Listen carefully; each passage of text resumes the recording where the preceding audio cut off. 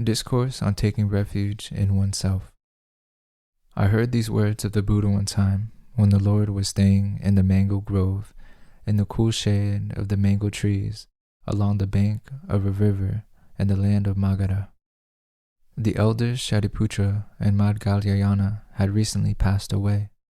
It was the full moon day of the Upasata ceremony and the precepts were recited. The Buddha spread out his sitting mat and sat facing the community. After looking out at those gathered, he said, "As I look at our community, I see a large space left by the Venerable Shariputra and Maudgalyayana.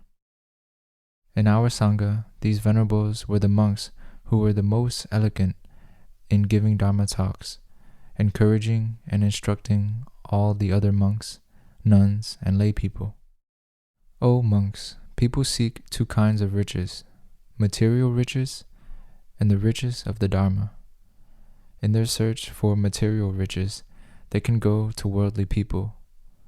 In their search for the riches of the Dharma, they can always go to the Venerable Shariputra and Maudgalyayana.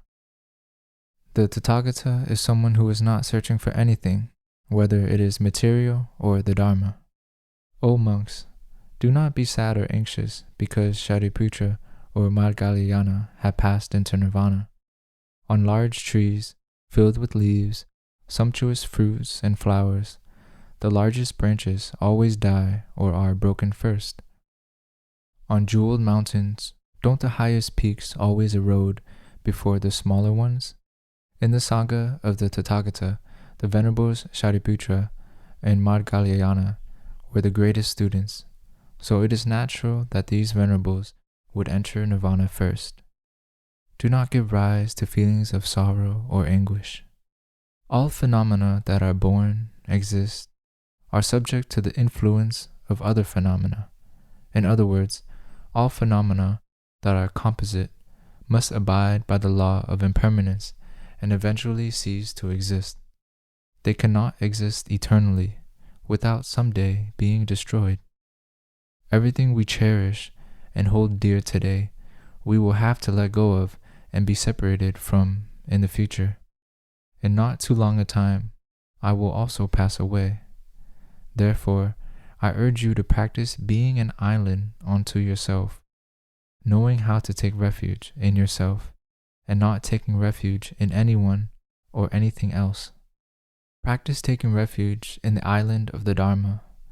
Know how to take refuge in the Dharma and not take refuge in any other island or person. Meditate on the body, in the body, nourishing right understanding and mindfulness to master and transform your cravings and anxieties. Observe the elements outside the body, in the elements outside the body, nourishing right understanding and mindfulness to master and transform your cravings and anxieties. That is the way to take refuge in the island of self, to return to yourself in order to take refuge in the Dharma, and not to take refuge in any other island or thing. When the bhikshus heard the Buddha offer this teaching, they were all very happy to put it into practice.